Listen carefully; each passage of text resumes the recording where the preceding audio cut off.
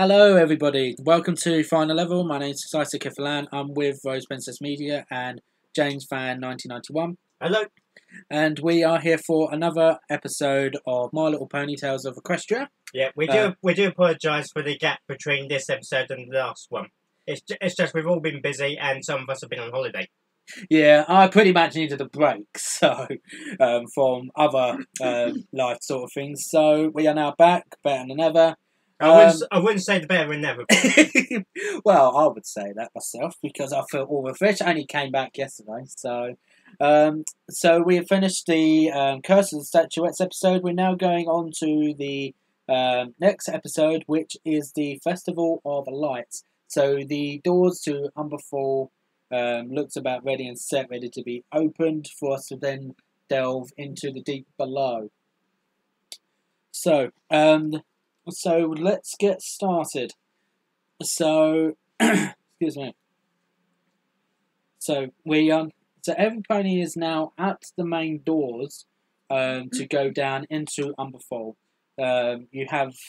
We all have our main three: Blair Blades, Angel Brush, and Gearloose. Alongside with them, they also have Professor Gullytrotter, the Moonbeam, and also the main six, including Spike, Twilight, Applejack, etc. They're all ready and waiting to get the door opened. They've defeated the pony golems already. They are now immobile. So the next thing that they need to do is now open the doors to go deep into Umberfall. So they decide to start unlocking it as it slowly rotates, and the door to go towards into Umberfall now starts to open. And the fume of pure magic echoes around the chamber as the wave of power passes over you. You feel it buzzing around you, making your hair stand on end. Your manes and tails twitch inadvertently as if you were coursing with electricity. As the moment passes, your eyes are drawn through the door and down a dark, narrow passageway. On each wall, a mounted crystal begins to glow with mystical blue light, illuminating the corridor. Peering through the gloom a short distance, you can see a set of stone stairs leading down even further into the darkness. So our three protagonists are a little bit worried with how dark it is down there, and they're all looking around trying to see if they could possibly try and get some help. So I'll leave the both of you to possibly engage with maybe the others as well if you want to do so. Yeah. Maybe see if maybe they could possibly come down with you, or whether you think what might be a good idea for them to do for the time being. Well, so last time I seen it this dark, Luna forgot to raise the moon. You sure we should be going down there? Well, what could be worse than what we've had to deal with so far? Well, you're definitely adventured this far. I definitely would believe you would want to be going down there. There seems to be a lot of trouble more afoot, possibly from what we've had around here. It'll be an adventure. Right, Angel? Mm-hmm. You alright, Angel? Yeah. Let me guess. Scared of the dark? Yes. Well, I'll be too. Yeah. Hang on. I'll see if I can find a lump of wood or make a torch or something. Well, you remember that necklace that Moonbeam gave to you before? Yeah. Why don't you try using that? Okay, but how? I don't exactly know how to use magic.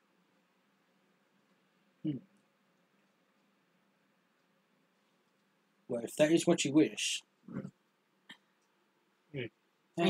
Angel, can you use it? Do you know any magic spells that can work on this? Not to my knowledge, no. Well, maybe not for this long. Could I be of assistance? And the three of you then look round, and you see Moonbeam looks a little bit Shaky. Like a little bit shaky. She's always been a shy type of pony. She has from when you've met her before. So, and it seems like that maybe she wants to try and do something for the three of you. Would it be possible if I could come along with you three?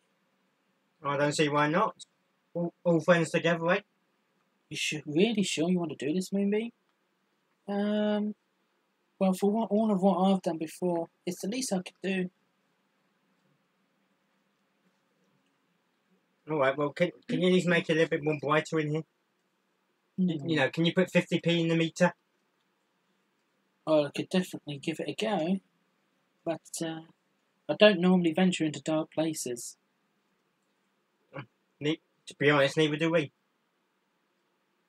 So she attempts to try and light up the area with her light from her horn, and like you can definitely see that she's pretty worried. And she's trying to light up the room, and as soon as she's tries to start lighting it up, you can see it then as quickly just disappears. And so it might be better if some pony else would possibly give it a go.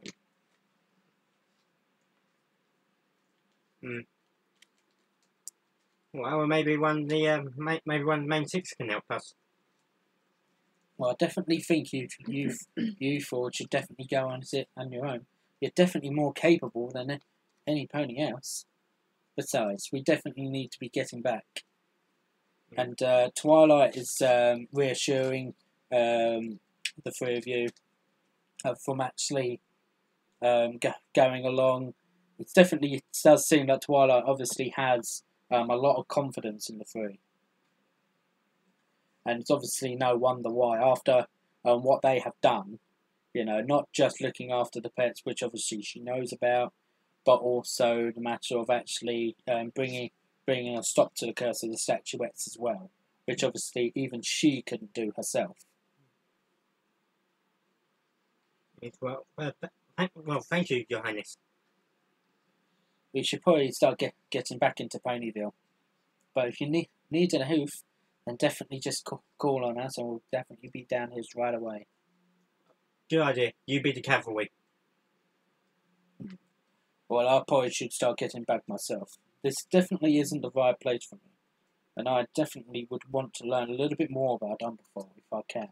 If I can read up on anything else on Umberfall that might help you four, then I'll definitely come back to you.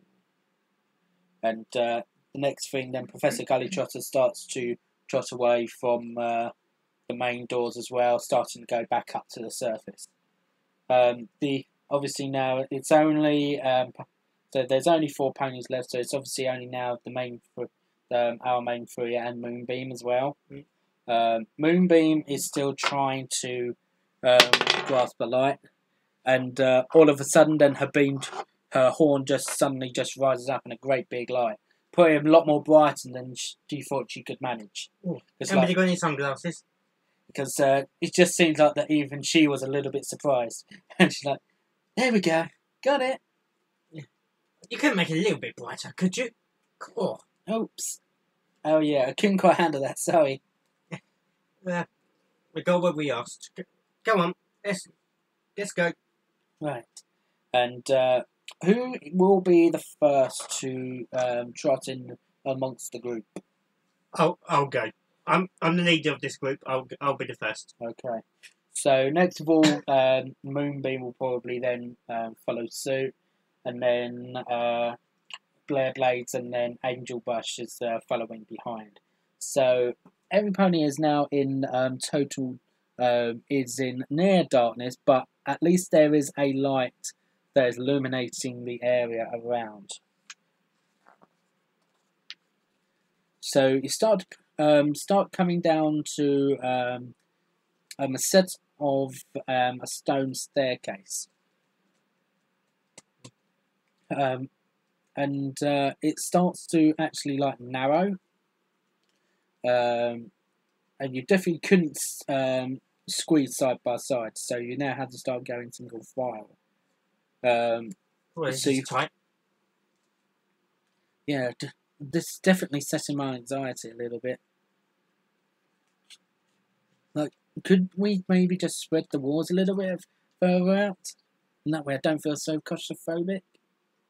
I don't think even magic's going to move these walls. We've got to be like a mile underneath the surface by now.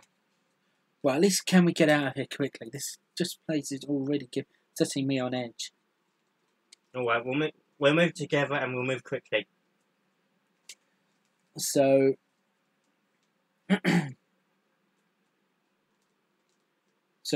as you start going down, alongside with the glowing white light from Moonbeam's horn, you also have the blue glow that is also going down as well. That is actually starting to go along with the group. As you start going further down, more crystal lights start appearing on the walls further, so it starts getting brighter and brighter. And soon enough, then Moonbeam feels that maybe now she doesn't need a horn light anymore. So that now evaporates. It's almost like daylight now. Well, at least we can see in front of us. You alright, Angel? Yes, I'm okay. Well, at least it's not so dark now. I know. Okay, so So now, after a while, it's a very long, winding descent down from the steps. Gearloose, could you do a mind test for me? Sure, mind test, I'm an 8. And I've got an 8. An 8, oh wow. Our first high score of the day, ladies and gentlemen. That's brilliant, straight away. Okay, so you look into what looks like a large chamber. You do. And like you're about to start walking through into it, but you suddenly start to see it actually has no floor. Ooh. That's one heck of a step. Whoa, what's that? What's that stop for? Let me put it to you this way. The only way further from here is down. What, another set of steps? Well, one giant one. Oh. Then maybe we've come the wrong way. I didn't see any turnings back there. Maybe there was a bridge here, but it collapsed.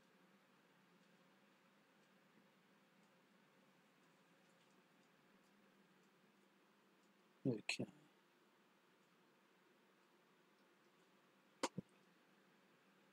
Do you see any entrances on the other side? I don't know.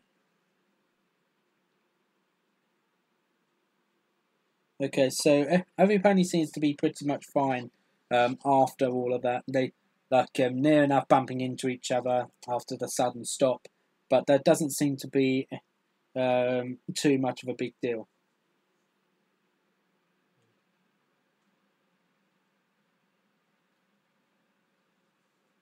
That's odd. I'm looking down, you know. I don't. Is it just me, or can I not see the floor? One deep hole. After a short time, the cavern then begins to come to life from below, and it seems to be now presenting itself a way down to it. The familiar blue glow that was following has now spread down the staircase and now is filling the archway with the same light, but only brighter. In a flash, the light erupts through the cavern ahead. Both shining rocks and strange-looking fungi fill with the blue glow. Scattered across the walls, they transform into a brilliant point of light. Whoa. Well, that is definitely a bit bright.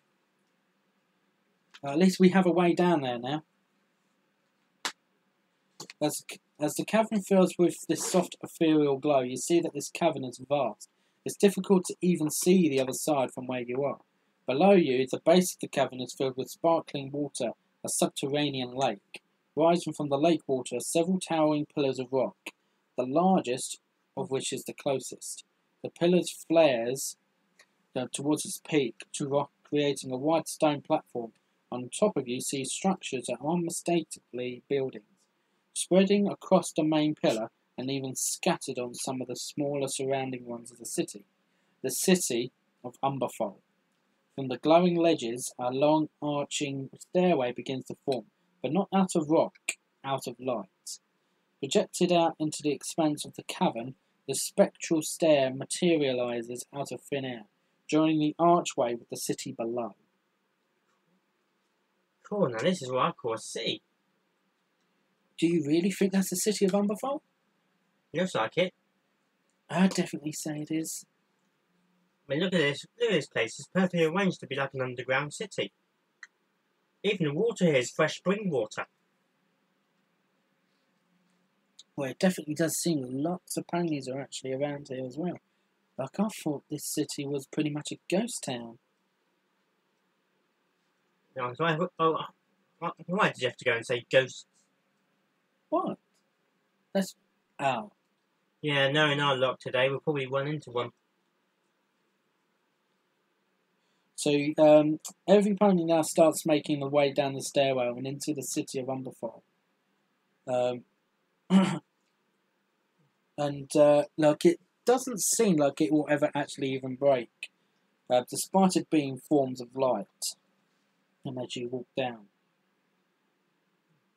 This is some strong magic. Okay. So as you go down onto, as you all get led down to a landing platform, every pony now find themselves all on solid rock. They do.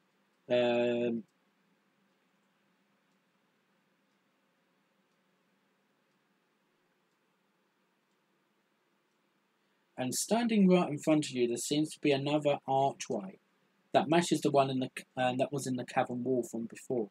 Although this one is freestanding, is very unfamiliar on the architecture from what every pony can actually see. Although there is writing that they've seen that shows that the Umberfall use the exact same language from what you've seen when you were trying to discover the curse of the statuettes. Interesting. Kind of hard to translate it though. Okay, so you move further into the city, and everybody notices that there's arranged in a more or less a circular pattern. It's like, and there's like avenues that leads towards a centre, like spokes onto a wagon wheel. Each street is paved with like stone, bordered by rows and buildings. If every pony can make a mind test.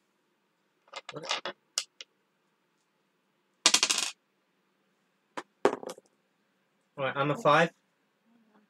Okay. Mind test. You want 8? 8. 8 of this one.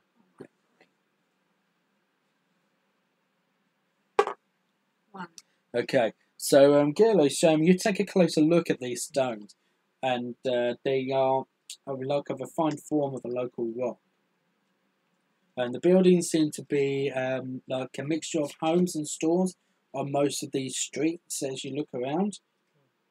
And there are some larger buildings as well that stand out quite brightly around on like the outer ring and towards the centre of the city.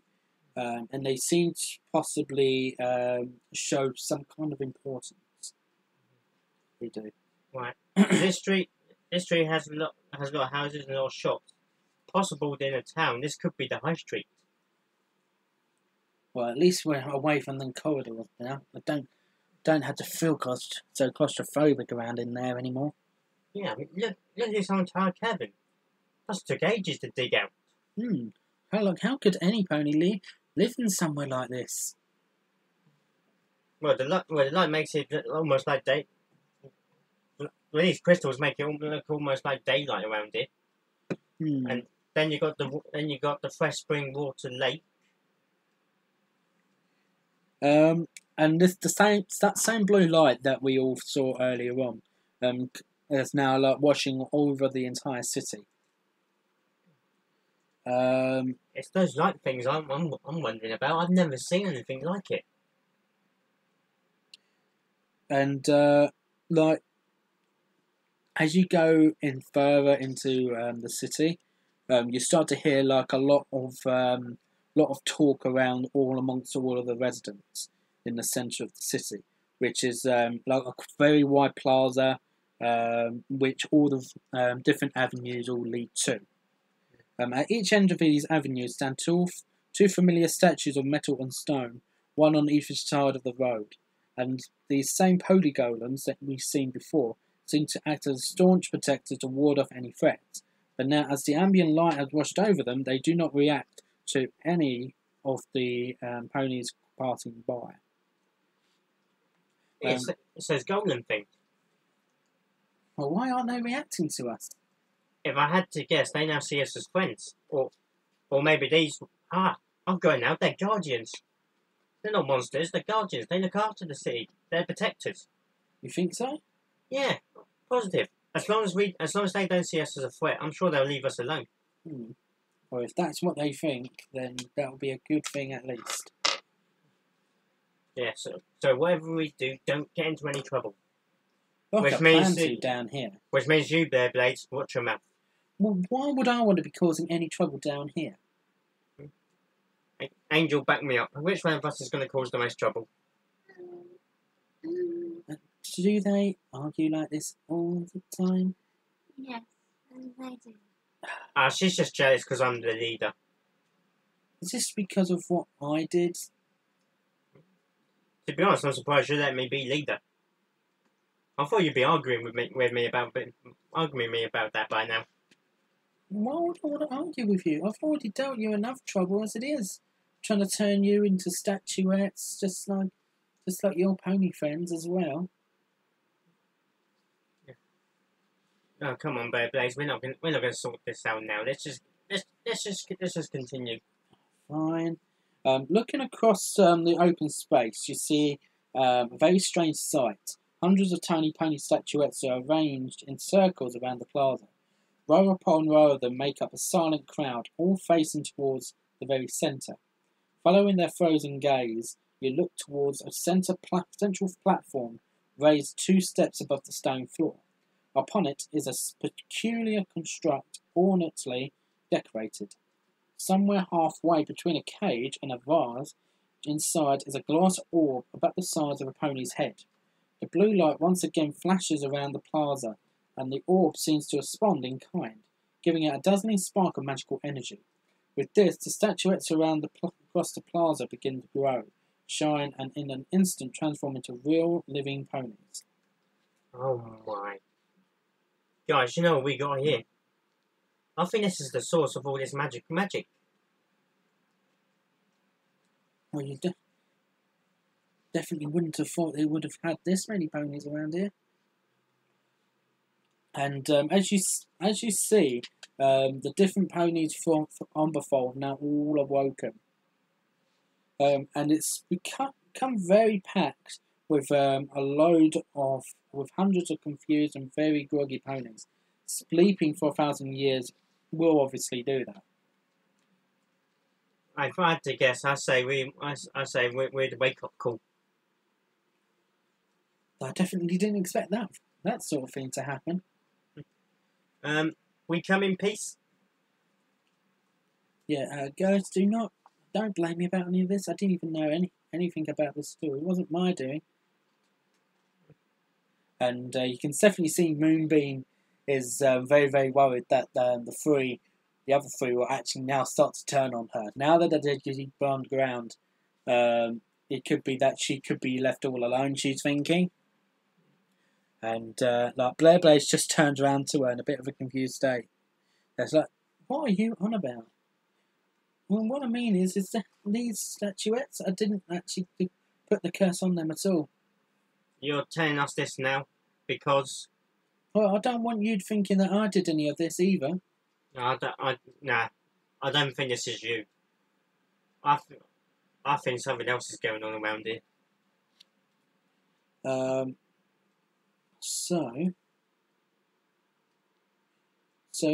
As you can, obviously, what's the next thing you decide to do? You can see there's hundreds of ponies looking very tired. They're obviously very confused. They are, and they're wondering, how long they've just been standing around doing nothing for. Well, you know what they say? You want information? Start talking. Excuse me, every pony. Could you address me to your leader? Who's in charge? Well, I don't know. How have we been here? What year do you think it is? I don't know. Like, I just remember all of us just creating conversation with each other, doing unusual jobs. Like, it just feels like as if everything's just changed. Okay. How many years has it been since Nightmare Night? Nightmare Night? Yeah, you know, Celestia, Luna turning against her sister, two Alcorns fighting, trapped on the moon. Who's Princess Celestia? And you definitely can tell, like, these ponies have no idea what you're talking about. You know, I don't think these ponies ever been on the surface. I mean, they've lived underground for over 1,000 years, so I don't even know who Celestia is. Either that, or these ponies are older than Princess Celestia herself. I doubt it.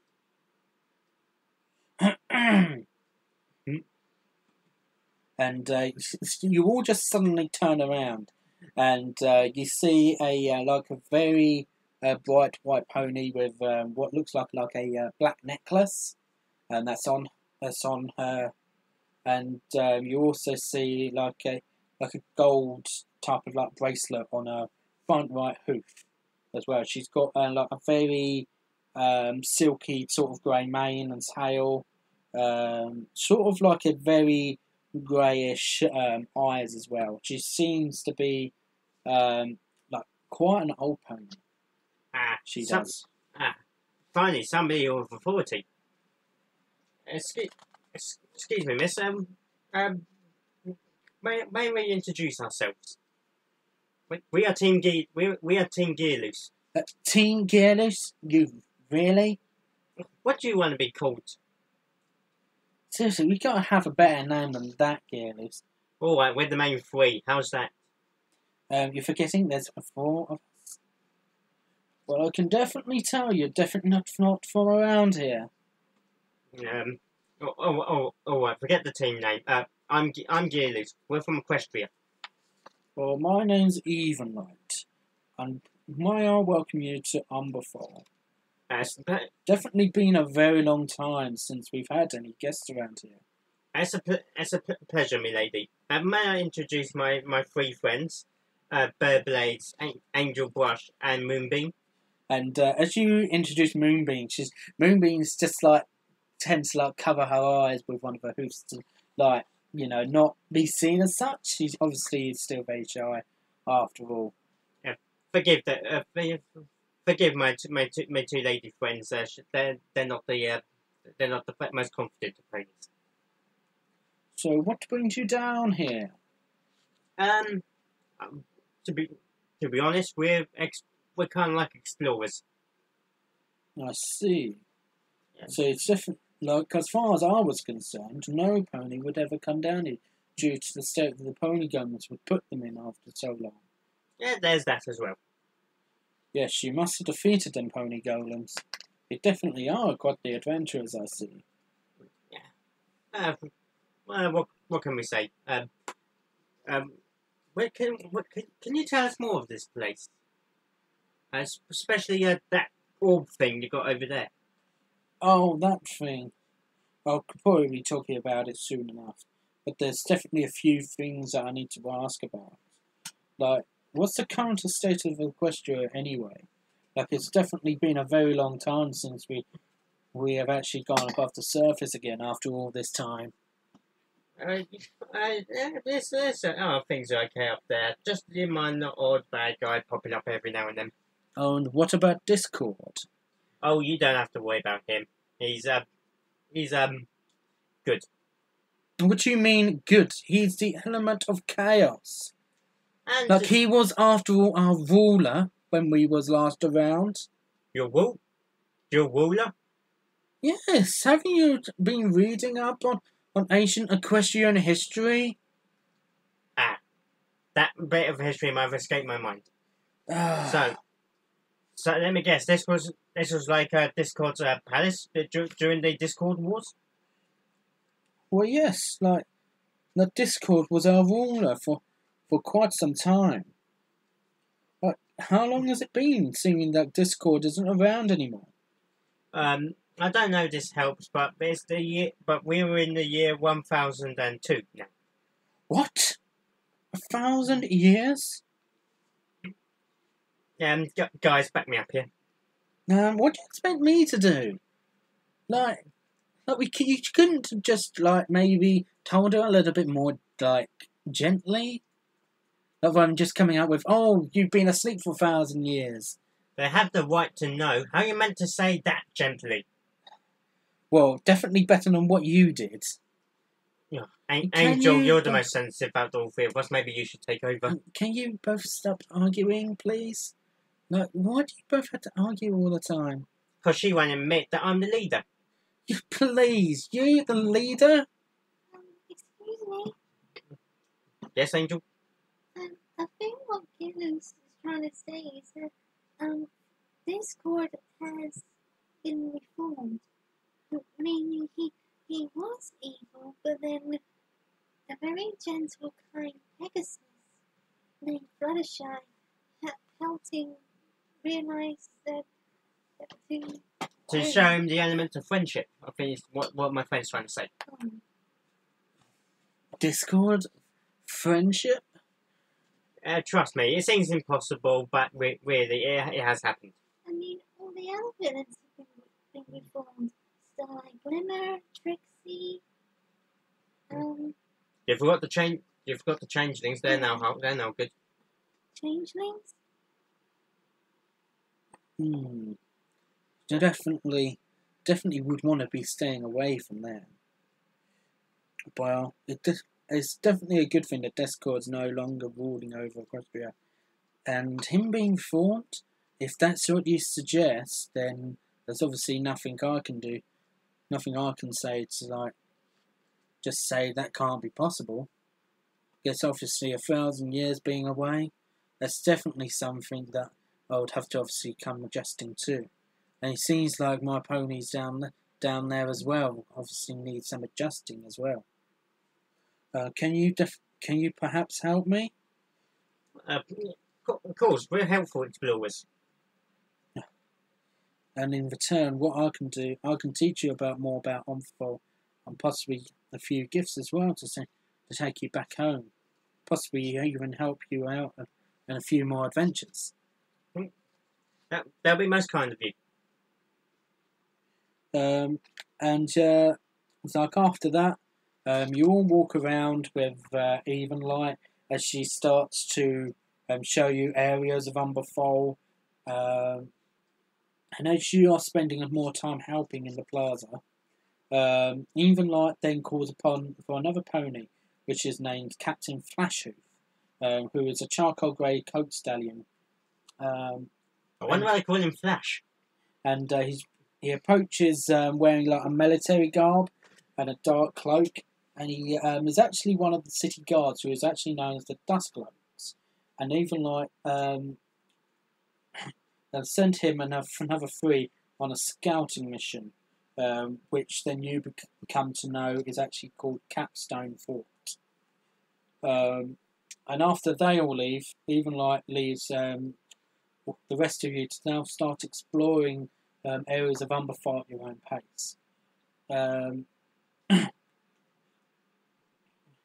what I would suggest doing is actually meeting me here later on in Tone Vault, and that way I can teach you more about the city.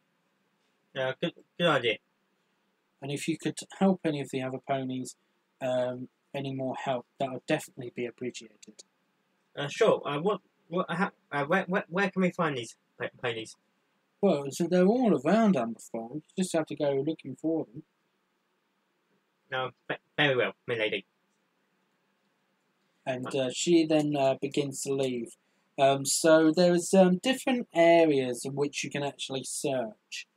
There is, and obviously there's different different elements within number 4 that you're not quite so used to as well. So it's like there's like the layout of it. There's an organisation as well, which is set up by a circle of scholars and mages, which are called the Wisery, which make up a leading body of Umberfold, and they tend to make the most important decisions they do around. And another helper of hers are perhaps the most notable members of the Wisery. There's a group of skilled stone and metal workers that make up the Founder's Forge as well, who oversee most of the city's mechanical architectural features. Obviously, you already know about the Dustloats. They are the city guards, which is part of the name. Obviously, comes from the dark cloaks that they wear, and they all keep the peace and hold Capstone Fort, which separates the city from the umber depths below. All 3 of these groups have management of the polygons which defend the city. So it's them 3 groups that actually allows them to become mobile and immobile. So it's them 3 that are actually powering these polygons. Good. And also there is obviously the ethereal blue light. You find out from one of the ponies that it actually gives you like healing powers. That's what it tends to do. And if you like allow your body to like go inside of this ethereal light, you actually feel a lot more energy just get absorbed into you all of a sudden. You do. So that's one thing definitely you can definitely think about. Right. Well, let's go. Let's go and find one of these ponies to help them. And like you definitely tend to notice as well, the city doesn't look very lively. Either. There's most of the facilities around the area have all shut down, and like you can see unicorn guards are all trying to power these blue lights, so maybe these aren't going to be powering you up just yet. They're going to be trying to actually power up the surrounding area first of all. So it's possible that you might be able to try and find a way to possibly help out. Well, team, I think we should go and ask those unicorn ponies if they needed help first. Well, what can we do, Gillies? We don't have any magical powers.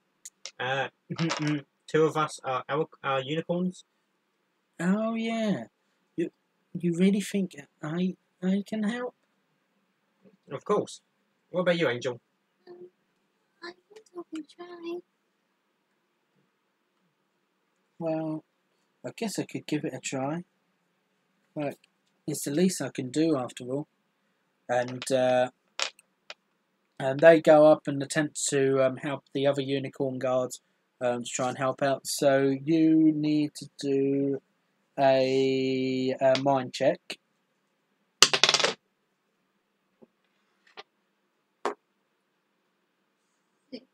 Okay, That's so you start to illuminate lights to try and power up these ethereal blue lights to try and make them more powerful, and it definitely does seem to do the job. It does, and it as it starts to now come to life, it starts to look more like as if it is a true city now, from its very dull sort of area. Yeah, sure. There you go, Angel. I told you could do it. You. Don't. Oh. Whoa. Alright. Yeah. Out. Edit that out. I will be. Don't you worry. Ouch. And then go to Transformers. Which one for me? Oh, all of them. Yeah. There you go, just a little bit. I was going to be cutting that bit out anyway. Alright, go on, continue. I'll wait until you've sat down and everything, and then I'll start from the bit that I was saying about it being brought back to life. Yes, alright, I'll just I'm saying for us to move over here. Right. Let's see, is there one that fell down there? I think maybe one's done. No, don't worry, I'll pick the rest up later. Okay. Alright, I'll just make sure I've got all my dice. Yeah, I've got them all. Right, okay, go. Okay, right. So as the city starts to come to life, it starts to look more like a proper functioning city. Previously, it was very dull. It didn't seem to have much magic around. But thankfully, with this blue ethereal light now starting to power up the city, it definitely does seem like as if it's now starts becoming like a proper city. It does now. As more shops start to open up. And it definitely does seem that possibly it might be a good idea to possibly start shopping up on possibly a few extra supplies, possibly. Maybe you might need a few things. It's probably a good idea. If, what do we have so far? What's in your inventory right now? Right, let's see. Well, I've got my book on engineering, rope, some food, my toolkit, and of course I've still got my bracelet. Good. Okay. And what have you got so far, Angel Brush? Just going. Oops. Let's see. I've got art supplies, ocarina, food, magic paintbrush, gems, bits, compass, lamp. Okay. I can't remember that. Yeah. Too well. And suddenly, just from behind you, you hear like something that's like lightly growl. You do, and it's like.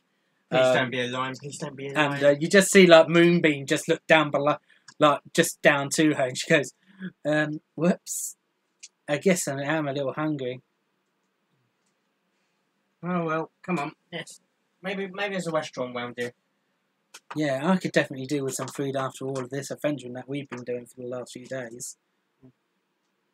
Yeah, I'm pretty hungry. And just a little bit more further up, you see a restaurant that does look very, very fancy. You do, and you just look inside of it. Like everything does seem to be very, very heavily laid out. You do. It's definitely not the sort of restaurant that you come to expect in Ponyville. Nothing like it. Like instead of being the normal typical cafe or bistro type of. Well, I can safely say this isn't Sugar Cube Corner. It's definitely very, very fancy. Proper silky looking curtains with like gold ropes that's around it as well. Even the chairs have like proper cushions to them, rather than it just looking like plain wood and all that.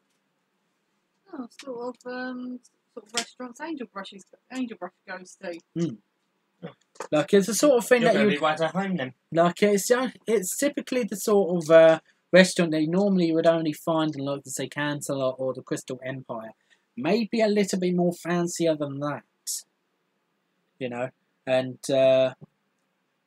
so the three of you, so all four start to go inside, and there's one pony waitress that is waiting for you all to come in, and they give you all a menu. And sometime later, you've all had your food. You have. And the prosecution of Gear Loose and Blair Blaze complaining about the bill, saying it was too high. Yeah. And also then to trying to have a conversation over how they're gonna be paying the bill as well. Yeah. It looks like we've got to take out a mortgage just to pay off this. Well, it is definitely a very fancy type of restaurant. What do you expect? Well, don't worry, Moonbeam. I'm actually used to these kinds of restaurants. I mean, I am from a wealthy family. Yeah. Your wealthy family can lend us some bits, could they? I don't know. Careless! How could you ask such a thing? Well, to be honest, I'm nearly flat broke. I've only got 550 bits. I don't know if my daddy will even lend, like some money. Looks like I'm going to have to go somewhere else. Well, look, how about I'll just pay for it? And where you got the bits to pay for that? Yeah, it'll be fine. And you start to look at the menu. It's like the bits look like you can actually afford it. Definitely. You've got 50 bits for cheese. Where's the cheese from? The moon. Well, obviously they're very fancy. It's not just one cheese. Look, there's a huge selection of different cheeses. And all these cheeses. Look, blue speckled cheese, rose garlic cheese, cinnamon swirl cheese. Ooh. I'll have cheddar. Oh, that's plain boring, really. Yeah, but it's also the least expensive. I don't have cheddar in this menu. Don't suppose they have pizzas either, do they? I've never heard. And yeah, they definitely do have pizzas. Look how many pizzas they have. But they have obviously the typical margarita. They have Hawaiian. Pepperoni. Yeah. I'll have the pepperoni. I'll have the pepperoni. I mean, that's cannibalism, isn't it? Okay. I didn't think that would be coming out in a restaurant like this. Wait, now, but we're in the restaurant, remember? So, I don't think they eat pigs. You don't think they eat real pigs, do they? Wouldn't surprise me. And you start to look further along the menu. But it's not like meat pepperoni. It's like it looks like pepperoni, but it's not meat. Yeah. What do you mean, soya? Yeah. Yeah. Oh, well, I'll give that a try. And you definitely like the look of the menu. Angel, seeming that this is like a very posh type of restaurant, what sort of thing would she tend to actually find on there? To be honest, she would go for like a salad first as a starter. Starter? I've gone straight to the main. She I thought I had a stomach. She go for a salad as a starter. Then for the main course, she go for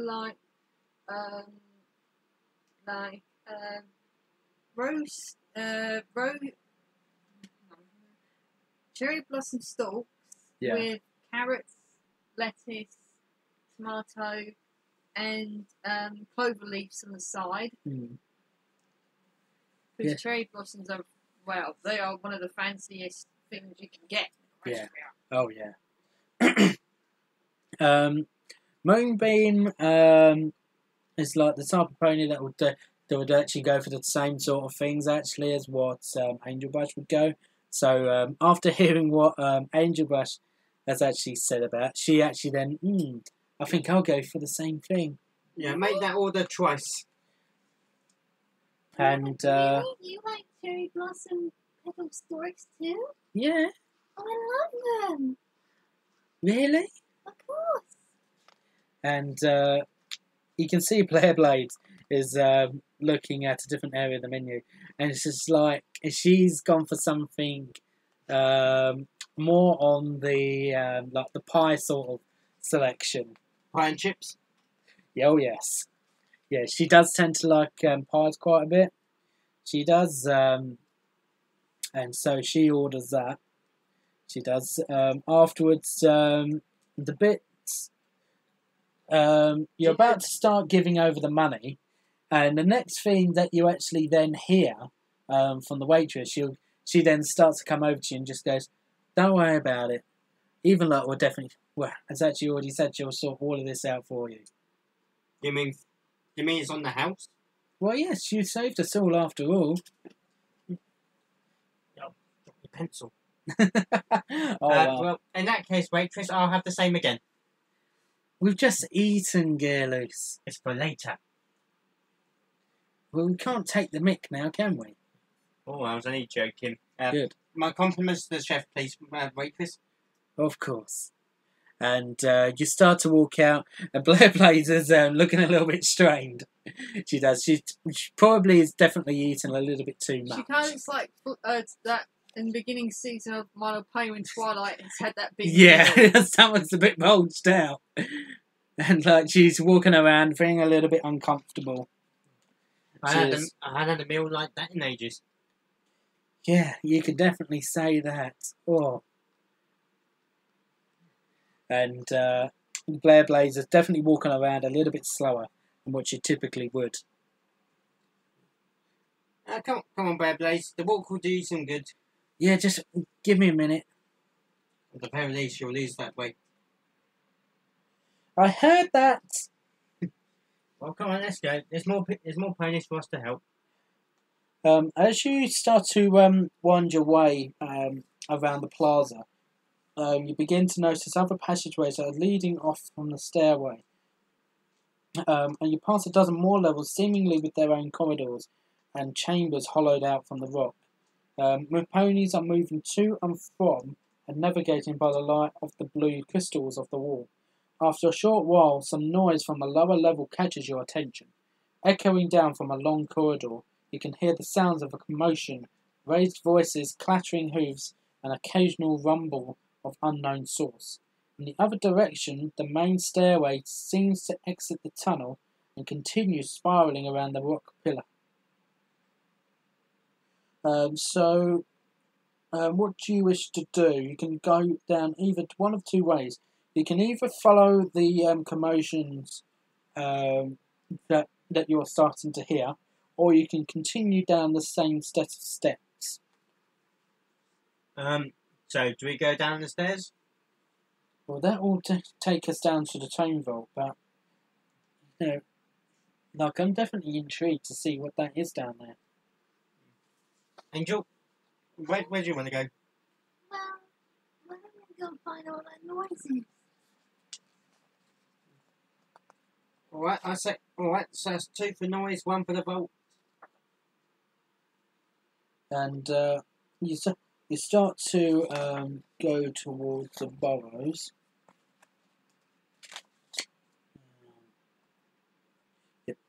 And as you start to walk into the burrows, there seems to be like a load of houses that are built into the rock pillar itself. And there's only so much room on the pillar top of it. These residences that are around are far from these dark caves. There's a great deal of care that's been taken out to carve out space in the rock to make it cosy. As it looks like as if it is a very well lit area, and it's these same blue lights from before that are surrounding the rest of the city, and these seem to be only be able to be accessed by these spiraling stairs that are leading from the plaza that we've just walked down. Though, as you come into it, you definitely have to pay attention. So if everybody can make a mind test. Another mind test? Yeah. Oh, I'm a 1. I'm an 8. Okay, so You've taken all me luck. so you tend to actually walk around quite well around. Seems to be perfectly fine. You follow the sounds. You do, and as you walk in, you see, and there's one pony that's actually like looking around and like putting like different vases and different what looks like potions that are actually you're actually just putting on, and it definitely does seem like it looks very, very expensive. It does as well. Interesting.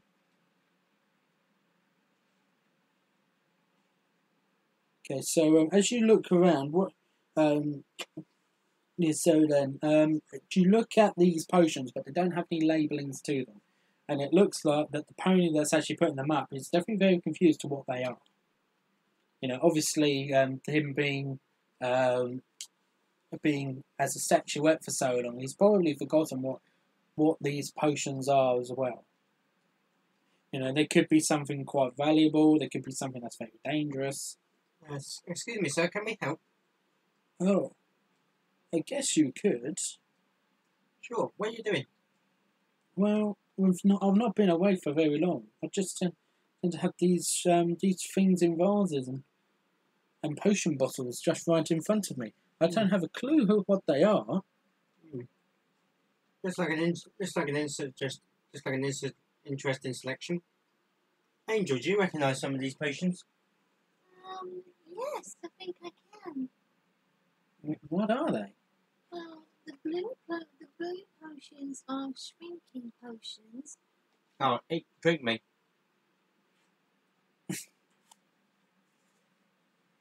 Sorry. The red potions are invisible. The green ones are to help you see in the dark, and the yellow ones are to give you flame breath, but only temporarily. Fire breath. Oh, I've got to have one. I've got to have one of those. Well, hang They'll on. be good for cooking sausages. Well, hang on. You can't just take these. Like, I don't even know what they are. These things need to be tested first. Oh, I'll definitely test the flame breath. Wait!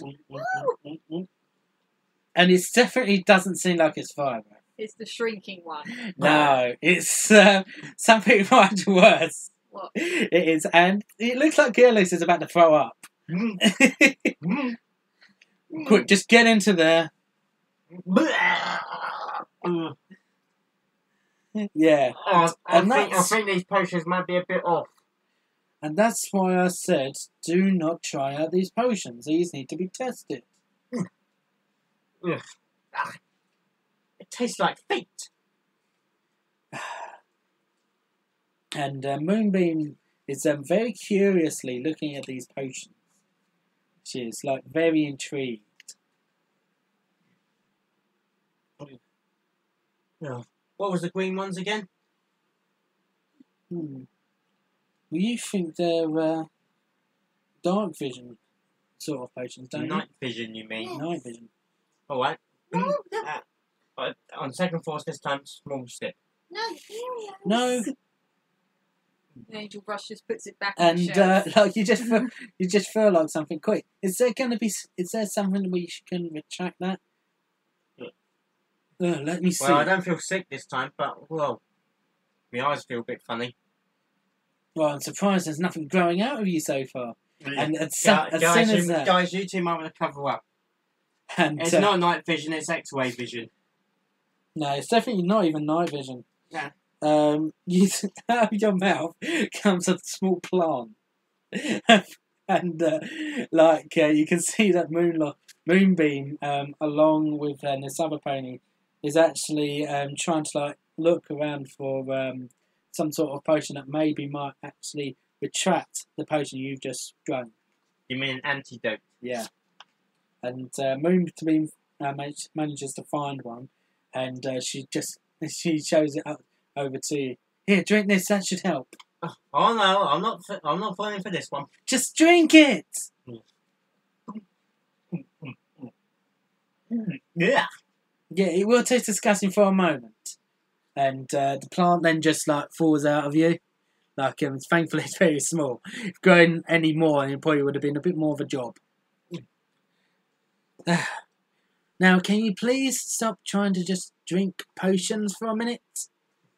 Hey, what can I say? You can't find out unless you give it a try. Besides, when they give the invisibility when I try. Don't try out anymore, please. Oh, come on. Heroes, put it back now. Only because you're scared of what I'll do to you when I'm invisible. Put it back. Believe me, you don't want to do that. You don't want to be trying it if I come right on your back. No, if you can find me back. Alright. Yeah, But you two owe me. Moonbeam gives you a very stern look. She does, as if like to say she really means it. What? And What did I do? What did I do? what you've taken was a potion of wild growth. Wild growth? You mean plant formula? But these sort of potions are actually supposed to be dropped onto the bare earth itself to actually start growing new plants. All of them? All of these dark green liquids here. I can definitely So tell. if I took this green bottle and threw it onto the ground, I'll have an instant farm.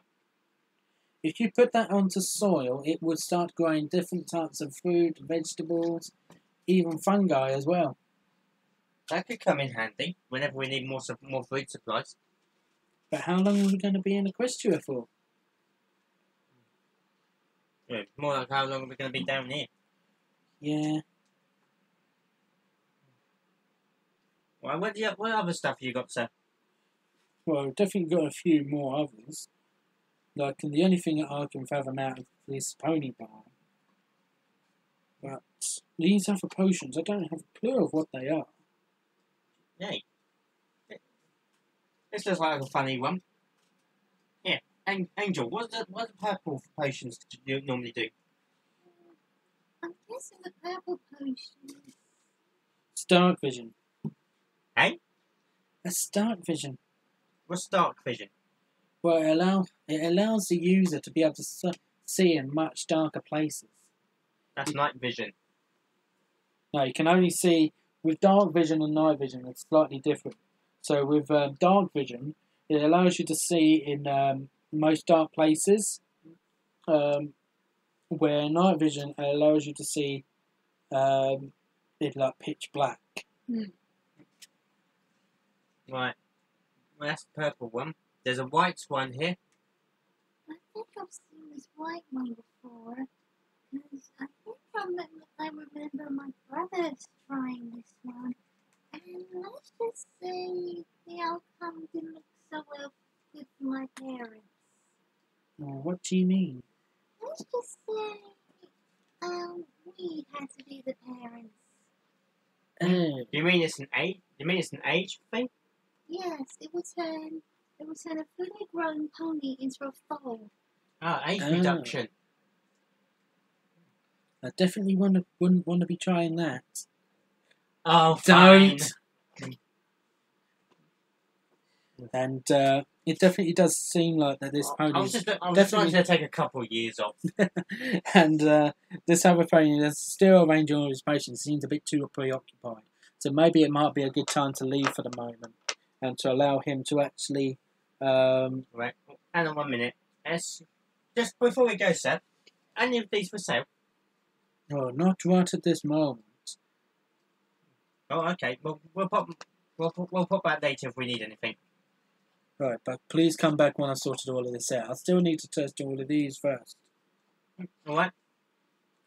So it looks like that the next place that you could possibly go into is the Tome Vault, which is obviously where Evenlight has asked the three of you to obviously go down into. So once you arrive, you all meet Evenlight downstairs, and they introduce you to the chief librarian, which Evenlight introduces to all of you to her as Lady Alephia, and the two of them starts to talk to you about the different things with what made Umberfall so legendary, about like the Crucible, the Arcas, and also about an ancient festival as well, which is called the Festival of Lights. What's the Festival of Light? Well, it was something that came about a very long time ago. Like we haven't been able to have any for such a long time. Yeah, I imagine being statues is kind of hard to find a festival. But it's something that we want to try and get back together again. But even we can't, can't quite remember. And so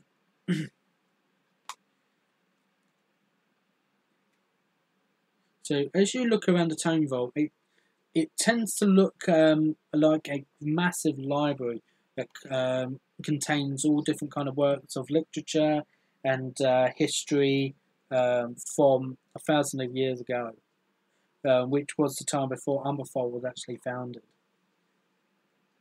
As you look around in the different books, excuse me, you start to understand more about the three things that Lady Alethea and Evenlight was talking about, like the Crucible and the Arcast, and also even the Festival of Lights, about the different sort of things that you can actually learn about it.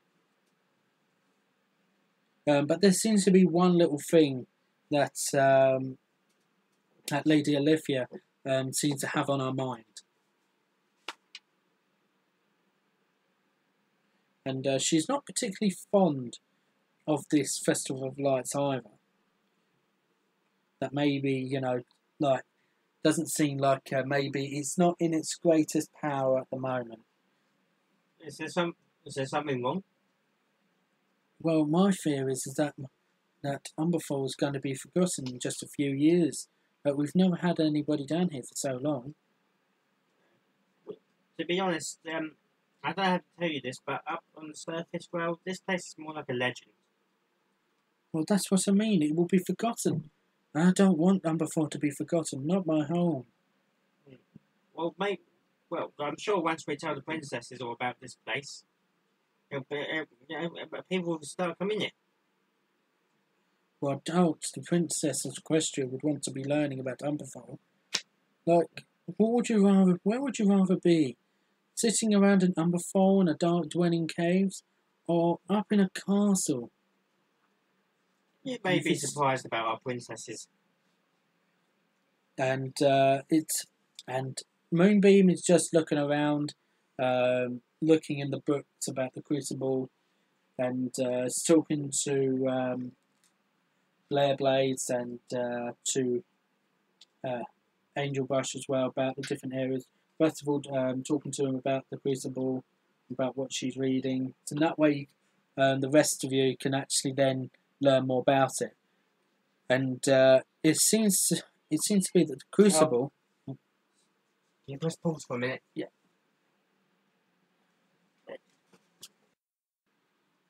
Okay, so with the Crucible, it's the most important from all of the many artifacts and magic items that are kept in the Tome Vault, and it's clearly a vessel of some kind, like possibly a vase or a large bowl, but it's not solid all the way around, and a series of metal bars make up the cage-like body, which supports a delicate receptacle on the top. It's decorated in places with intricate patterns and symbols that bestow powerful enchantments. It's roughly the height of a pony, but only around 2 feet in diameter. And the Crucible is also important because of its function, and it can magically store information in a solid crystal called an Arcast. This information can be in almost any form, for example, words, images, sounds, emotions, or even a combination of many different types. Even Arcast can hold the knowledge of 100 books, but this can only be accessed by putting the Arcast into the Crucible. So it's like a container of magic and knowledge. Oh, pretty much. And she carries on reading. I think my way of explaining it was a lot shorter and better. So she carries on reading. When Samponi uses an Arcast in the Crucible, all of the information within is projected into their mind in the blink of an eye, or they can transform knowledge from within their minds into a new Arcast. So it's like they can actually transport their memories of knowledge, of what they have, into something else. There is as well. Impressive. I could have done with that in my exam days. Well, I don't know if that would have been called cheating or not. I got it helpful. Yeah, I guess so. So, put your bed. Yeah. Okay. Okay. Okay, so there's less than two dozen archives in Umberfall, and the amount of information even a single archive can store makes having more unnecessary. One is more important than the others, and the archive that holds all the history and magic knowledge of the Festival of Lights is that one arcast. During the festival, the crucible is raised into the plaza and the arcast is placed inside it. The ponies of Umberfall then perform a ceremony to fill their hearts with friendship magic, and the arcast is used to magnify this power. From this, a variety of spells and enchantments are cast across the whole city. They keep the lights shining, reinforcing the magic wards to keep monsters away, keep the rock pillar that supports the city standing, and most importantly, keep the spirits of the Umberfall ponies high. The Festival of Lights is a magical manifestation of everything that makes Umberfall their home. The festival's arcast and the crucible are both crucial parts of the ceremony. So in other words, pretty important. Well, definitely. But this Festival of Lights, we definitely want to be getting started up again, but we don't even know where we can actually look for any more of these arcasts for the moment.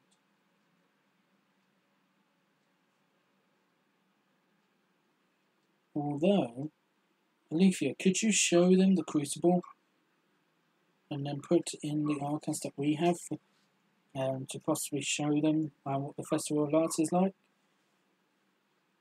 And Alethea will be able to, she doesn't seem very enthusiastic. She doesn't seem like she actually does want to teach you about the Festival of Lights.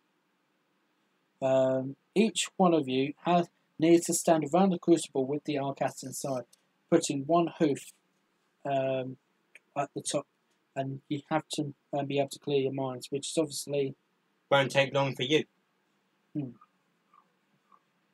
So everybody needs to make a mind test. Right. Here's your work. And as Fine. Hang on, you got one of mine. No, did fine. No, No. one of my dice. Oh. Right. I'm a 1 egg. Thank you for that. Thank you for that, Angel. That's made me a 6 now. okay, Thank you. okay, and as soon as it starts to work, you feel like a lot of knowledge actually just come into your mind just like that. But you feel like a massive shock go through your body, and every pony loses 2 stamina from that. As it feels like it's going to overwhelm you quite a bit. It's definitely something that you're not quite used to.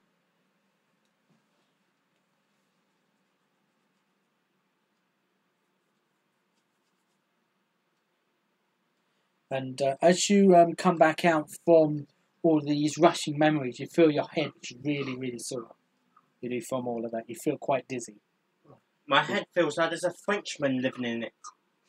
Oh, Jack had a reference there for anybody who's wondering. oh, you could have at least warned us.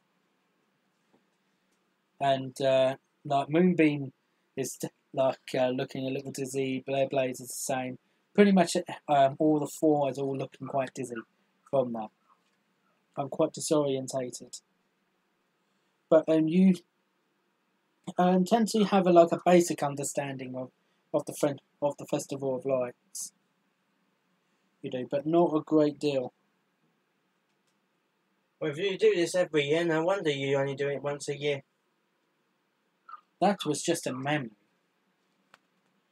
That's all it was. Would have thought some of the adventurers like yourselves would have been able to have taken something like that. We can with a bit of preparation. I see. And suddenly from behind you Plus, this is kind of new territory we are in. We don't have anything like this on the surface. Even you better come quick. There's been a few scouts that I've asked to that Captain Flashproof had actually asked to go down to Capstone Fort. It's still not reported back. Ah, now that's territory we know all about. Are you sure? Yes. We need some help down there, quick. Well, come then. Team, gear loose away. I definitely wouldn't ask you four to do this, but we definitely need your help. All of our Duskloaks are too busy doing other things. Can you go down and actually to help these lot out? No problem. Come on, team. Just before you go, I have this to give to you. And she gives you a small token which actually has like a cutie mark on it. And she just says to you, when the time is right, you'll know when to give that to them.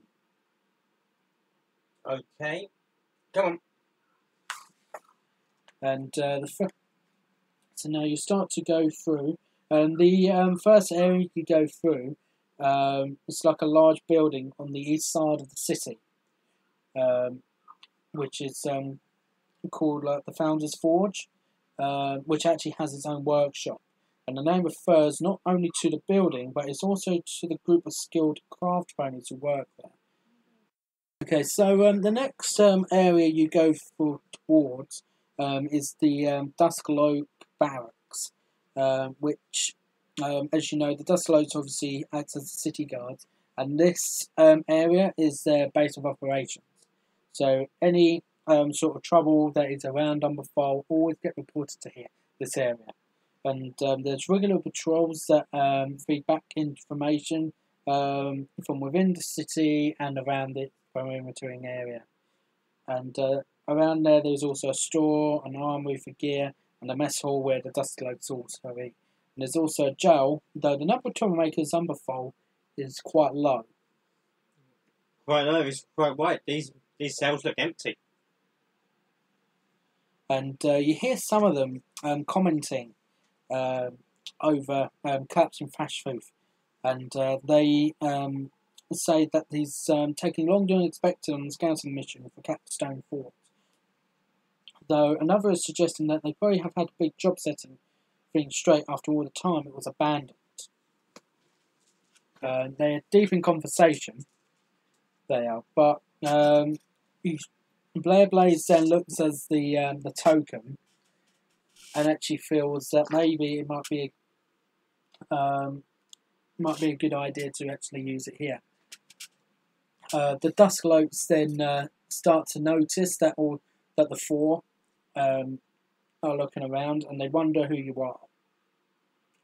And the next thing, Blair Blades then says, "Well, we've been sent here by Evenlight to have a look for these Duskloaks. Them and Captain Flashproof have had. It's been a very long time since they've arrived back, and we're trying to look for them. We thought maybe you might have had some knowledge."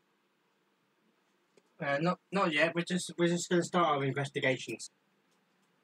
But it seems like we're going to have a little bit more difficulty than originally expected. And Blair Blades then has in her hoof the token that Evenlight that had been given to her by Evenlight, and the guards recognised straight away that you have indeed been sent down by Evenlight, and they explained that they will be able to give you equipment from the armory, which includes one of the Duskloak capes, burning torches, and also some more rations as well, just in case you're down there for a long time. So if I explain about the Duskloak, so with this, when you're hiding in darkness, the cloak is going to allow you to actually get better support from it. You'll be able to hide a lot easier. You are. So who would you say should wear the Duskloak? Bearing in mind, it is a bit of a long sort of cloak, so obviously they won't be able to naturally run in it as such without a little bit more difficulty. But if they need to hide, then they'll be able to hide a lot more easier. Maybe Angel. Yeah, definitely Angel. She needs to hide, then she can do that. Yes, so I'll give it a go. And Angel Bush then puts on the cloak, and the black cloak that is on her now definitely does suit the rest of her body. It definitely fits her perfectly well. As well as the burning torches, they all get a burning torch each, and every pony also gets a couple of load of rations each as well. Right. Well, come on. Let's go explore. Okay, so let's see. You walk through into the Capstone Fort, and the first thing you know,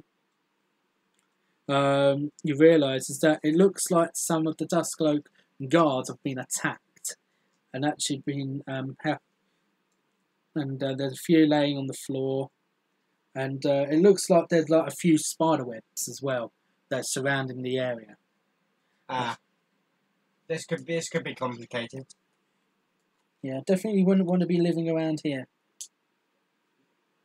Yeah, but look at these spiderwebs. They're thick and sticky. Very thick. Yeah, nothing like we have back at home. We could be dealing with some kind of arachnid. Arachnid? Yes, That's nothing to be joking about, dear Luce. No, I'm not. I'm sorry, but I think we got to face facts here. So, the blue light that was leading you down into Umberfold is now starting to light a path for you again. And as you go through, you enter into like some sort of chamber. Chamber? Yeah, and as you first arrive, you find that the chamber doors are closed. So everybody needs to make a body test. What's that? Which one? Oh, eggs again. Oh no, body. 6. Yeah. Oh. 3. Okay. And 2. I've got a 3 on that one. Moonbeam needs to do the same. Okay, so every pony starts to try and push these heavy doors. You manage to actually push it all, both of the heavy doors open as you start to trot through. The room beyond is in quite a poor condition, and the carpet it looks possibly once red is just strewn across the floor in different places. And there's also 2 candle holders that have fallen over and rusted on the floor as well. And there's dust covers, and there's lots of dust that's covering most of the surface. If everybody can make a mind test. Mind test 8. And I've got 6. I've got 1.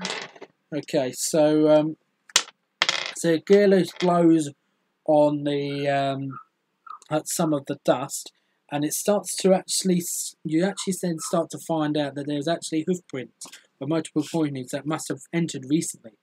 And you look at them, and it looks like they're possibly Captain Flashy from the 3 guards who had accompanied him as well. And there's a set of smaller wooden doors that also lead into another corridor. And as you go through into this corridor, everything in the room you see has suffered a lot of erosion within time. There's damaged display cases, shattered glass is covering the floor, and tapestries on the walls faded and torn. I get the feeling this isn't just the cleaner's night off. Well, I don't think anybody would want to venture down here, especially with the way all this dust is going around. Like you can see that there's the dust in this corridor is not as thick, and you'll feel a little bit of a slight breeze coming from one end of the corridor. And as you go through, there's a pile of rubble that's blocking the passage to their right, to your own right. And there's a wooden door with a decorated gold inlay. There's a pile of rubble gold inlay that's lying ahead. So you can either turn right and go down a hall, or you can turn left. So left or right? Eeny, meeny, miny, mo. Right it is. You want to go right? Okay, does every pony want to go that way as well? What's down there? I don't know. There's only one way to find out. Do you want to go left then? Because I don't want to be the first one going down there if there's anything down there. Especially if we found spider webs there. Well, maybe we should go. Maybe we should go right. Right it is. Okay, so you go through a wooden. So you go through the wooden door, and it's a rectangular room. That's actually quite long. That's actually quite large. And the most notable thing about this hall, there's a fire that's broken out in somehow, and as soon as you walk in, you feel a great wave of heat as you've entered. And who's going to attempt to put out the fire first? I'll try. Okay, so if you can make a mind test for me. Mind test, please being 8. 5. Is that high enough? Yep. You do lose 1 stamina from that, as you do take a bit of time trying to take out the fire. As the fire erupts a little bit as it tries to burn harder, and erupts quite badly into your face. So your face gets a little bit marked up, which obviously does scare the other 3. I've lost my eyebrows. And you manage to actually extinguish the fire, although you're just above your eye. You have a couple of black marks. You do where you've become. Obviously, the fire's obviously touching a bit from that, so you're a bit hurt from that. Your eyes are stinging a bit. Yeah. Yeah. I'm definitely not taking up a career as a fireman. Angel Bush, kiss it there. Just walks off. Oh, nice try. Okay, so the next thing, if you can make another mind test, as soon as if you make another mind test for me. Okay. 8. Oh, that's good then. So so you look around and you see after the fire's put out that it's that there's obviously been some kind of scuffle that's happened, and hoof marks are scattered around, like all the scattered suits seem erratic, and there's also a dust cloak helmet that's been dropped onto the floor underneath the tapestry, and it also looks as if something's been dragged down the far hallway down to somewhere else. So you can either walk back into further down the corridor just before this room, or you can go into this new room that you can now get access to, and it looks like something's dragged a pony of some sort down into this area. Well, if there's some pony down in that room, it could be in trouble. We better go and have a look.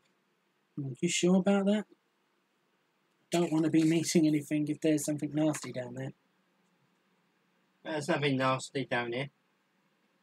If you say so. Okay, so you start walking through, and it looks like a gallery, and it's quite long. It's built around the whole exterior of the fort's upper level. Yes, and it has 3 doors back into the hall where we just were, and it also leads into another couple of rooms as well, it looks like. Between the entrance to this room and what looks like a stone door, it looks like it's been dragged into this other area of some sort. And as you look further through, you start to see more spider webs around. I was afraid you was going to say that. If you want to possibly have a look,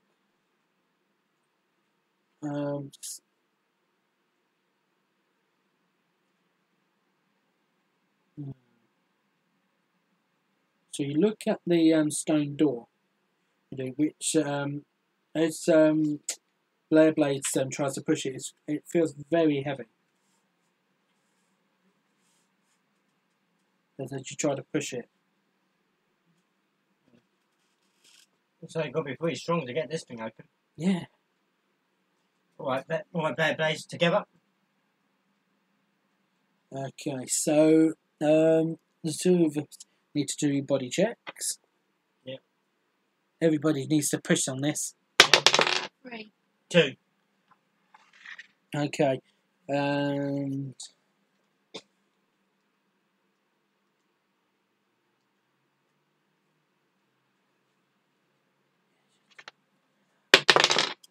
okay, so that's not going to do it. And as everybody tries to push it, it doesn't seem to be able to work too well. I'm going to put in a token of friendship to try and give it another go. What do you guys want to do? I'm not sure whether to save me token of friendships for now, just because you don't know what chance we've got with that spider.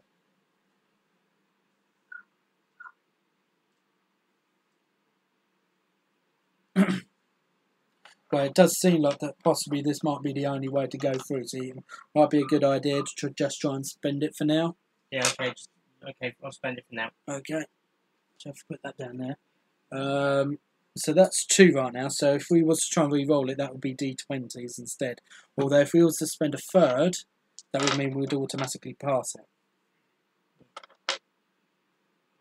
Well, okay. So it depends what you want to do.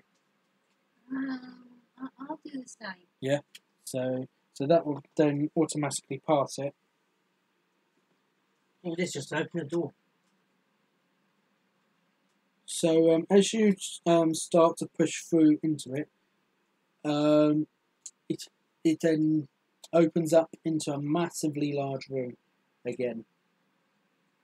The short corridor, first of all, that you're seeing is leads into a circular chamber, which is like about 50 feet in diameter, and a trapdoor in the south. There's a trapdoor in the centre of the circular chamber that's leading down to the front of Capstone Fort lower gates. Now, as you look down, it looks like there could be no end to it. Yeah, that looks good. But there is thankfully a ladder. There is that goes down into there. So it's your choice what you want to do. But it looks like there might be no other way. So it might be that this is actually the best place to go. Well, okay, let's go down. I'm gonna fly down ahead just to see if there's safe at the bottom. Wait, you shouldn't go on your own, Gearloose. Yeah, but if there's a spider down there, at least not all of us be running from it. Yes, but if you get caught on your own, there's no way we can save you. Yeah, that's alright, I'll just fly back out. Look, Gearloose, listen to me. Look, You're you not... listen to me. I'm the leader, and I say I go and scout ahead. But Gearloose, what if we lose you? Hey, it's me. Don't try and act so big, please. Look, I I know am you're big-headed and all, but just think for the greater good of the rest of us. We don't want to lose you, not down here. I am thinking for the greater good. Trust me, this is the safest thing to do. Besides, what could possibly be down there? Okay, jumping in 3, 2, 1, jump. Wait!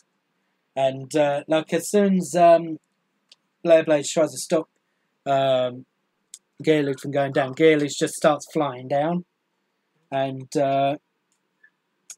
something trickles very, very lightly on Angel Bash's head. What's the matter? Everybody get down now! And Blair Blades just happens to see what looks like a giant spider just appear above from Angel Bash's head. And the next thing you see is Bloombeam just jump on the ladder. Like, this is like the highest she's ever jumped. And she's literally just gone straight down the ladder as fast as she can. Oh, like What's going on up there? She's put two of her hooves on the side of the landing and goes. Yeah, pretty much, yeah. She's literally slid down. And she's like screams as she goes down. Yeah, pretty much. And you must get down there now. Look, I'll fight that thing off. Just get down there. Okay. And Angel Brush starts to go down as well. And so Blair Blaze is going to try and make an attack on the giant spider. So, no, that's... oh no, there we go. That's it. And Blair Blaze managed to hoof kick away the spider with quite a bit of force, which makes the giant spider become a little bit dazed from that. And the next thing, Blair Blaze then just jumps onto the ladder and starts climbing down as fast as she can, right down. What's going on? I haven't told you three to come down yet. Look, no time to explain. We've got to get down there now. Just keep on going. Wow, what exactly is up there? You don't want to know. We've got to move now. Well, guys, what's coming through the trapdoor? You don't want to know. We need to get back to Umberfall now. And oh, it's the front door. Yeah. Pause it again. Yeah. Okay, so with the threat of a giant spider possibly attacking around the corner, the first call from Blair Blaze is to immediately try and rush to try and get some help as quickly as possible. There's still obviously no sign of collapsing Flash Roof or any of his Duskcloaks either. As you get through, you reach the end of the tunnel and once again enter the vast cavern of Umberfall. So you finally manage to get back to Umberfall, making it to the far end of the high bridges. The city is an utter chaos. A silk web now weaves across the rock ceiling, and from it, wave after wave of giant spiders descend on white threads, hanging like curtains over the pillar top. The spiders have begun spreading webbing across the city itself as well, transforming it into a great net web, and tying up the ponies who are in a state of mass confusion. The city's guardian golems are attempting to hold the spiders back, but they are vastly outnumbered. Down below you see a dark shadowy form twice the size of most of the other spiders, and with a rigid black body striped in scarlet.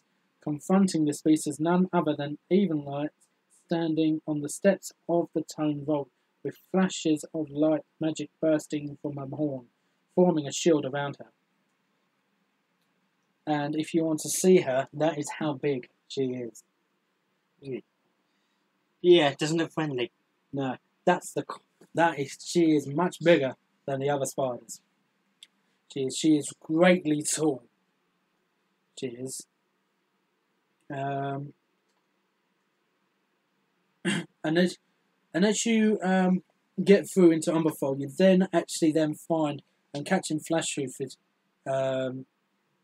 is actually walking around with trying to actually figure out what is going on, and also trying to fight off these spiders as well. And he comes up to you straight away, recognising who you are. Look, guys, you need to get back into the Tone Vault and help Evenlight with some of these spiders. The Crucible has to be protected at all costs. Don't you need some help yourself? No, we all deal with it here. Just get down. Leave us us. Team, quickly, to the vault. And as you enter as you go down into the bottom of the spiral stairs leading towards the Tone Vault, you find Evenlight just outside of it, clearly exhausted. And she tells you all that the spiders came from the ceiling through a secret passage.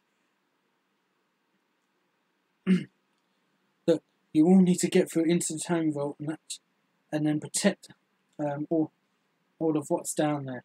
I don't know what they're doing down here. They're obviously after something. What do you have in those vaults? I don't know, but I shouldn't. I'm sorry to have to ask you, but you need to retrieve the Festival of Lights Arcas and take it out of Umberfall to protect it. Leave it to us. Yeah. Come on, team. You need to get into the Umber Depths and go through the Deep Well and seek the Agari in the Agaricus Cat Forest. They'll be able to help save the city. You need to move now. And the rest of the four then enter the Tome Vault, and you all meet face to face with the great big spider that has been attacking, and she seems to be the leader of the lot. And she's half hanging from the surrounding columns, half standing on the floor, and is leaning over the crucible, which is still containing the same Arcas that you all have read already, and it contains the knowledge and spells needed for the Festival of Lights. Next thing you see, standing underneath her, is Lady Alethea, and is clearly assisting with the reading of the Arcast. Before you can get close enough to intervene... Hang on. Okay, before you can all get close enough to intervene, a wave of dark magic energy erupts from the crucible, surrounding this big, massive spider. And it begins to transform Umberfall into a home fit for spiders, using a corrupted shadow counterpart of the Festival of Lights. It also negates many of the standing enchantments in the city. Throughout all of Umberfall, the blue lights all start to go out, and a tremor is followed by a resounding boom echo through the cavern, and coming from the entrance. And the only thing that you feel that's possibly made that kind of sound is that the main doors into Umberfall are shut tight once more, so nothing can get out and nothing can get in. Okay, so we're in a tight pickle. As soon as this blue light dies, the spectral stairs then disappears, and then a red glow from the crucible illuminates the room, as the Festival of Lights Arcas inside slowly turns into a shadowy black. So, who wishes to confront these two first? Alright, but here's what we do. Bear Blades, you're with me. We'll attack them. Angel Bush, you're going to help the librarian. Wait, you want to attack them two first? I don't think attacking them should be the first thought. Maybe if we try and reason with them, that might be a better thing. I don't want to be fighting that great big spider and what is supposed to be our pony friend. Fine, but I don't think those spiders are in much of a talkative mood. And the next thing you see is just like the spider, this great big spider just hisses at you.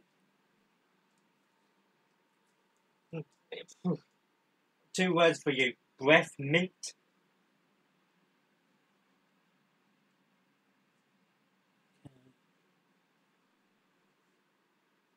I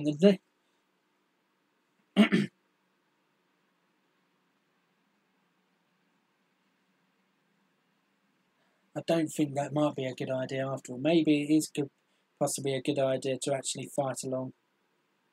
Yeah. But how can we fight them two enemies both at the same time? Simple. We jump. Jump? Yeah, doesn't jump out of the way. Look out! And the next thing you see is the spider, the massive spider, just like about to trounce onto all four. So if everybody make a body check. 1. Ooh. 3. I'm guessing these spiders are very strong.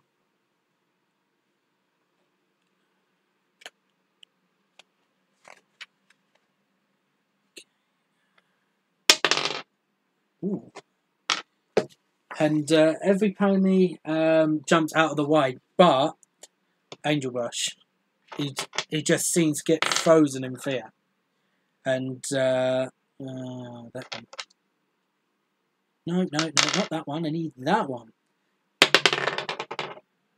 Okay, so it's not too heavy of a hit, but you definitely see like her great, massive white fangs. You do, and it seems like she's about to bite into you. So if you can do another body check for me, we'll try and hopefully. Okay, so she tries to bite into you, but you manage to get your body just about out of the way. Yeah. You do, but she's still trapped you. She's got such a wide body, and her main part of her body is like trapped you. You definitely do need somebody else's help with getting out. Well, okay, so I'll come in, shout, you get away from her, and I'll try and kick her. Okay, so if you could do a body check. Yeah, sure. Body check. 3. Okay, so you whereabouts do you kick her? In the body. In the body. Okay, so you try and kick her in the body with one of your hoofs. And the back hoofs, you know. And like as you come back down, she more like hisses at you. Don't hiss at me, mate. And the next thing that you get is one of her legs just swoops you from behind, and you just fall over. Ouch. You do. So if I do that, okay, you're just about okay. Right, so you don't lose any stamina, thankfully, but it definitely was a bit of a surprise. So Gearloose has fallen over. Angel Brush is trapped. The next thing is Blair Blades is then going to try and deal an attack on the massive spider again. And she tries to do the same thing with the massive spider again. In the legs this time around, however. And the spider gets a little bit jiggly on her legs, but not too badly. And Moonbeam's going to try and attack her as well, but instead is going to try and use her speed instead.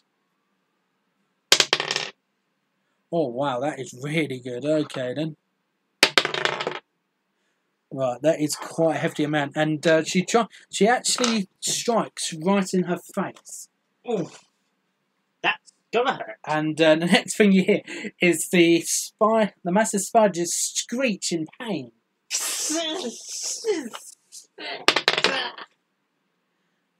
She does, and she's definitely quite badly hurt from that already.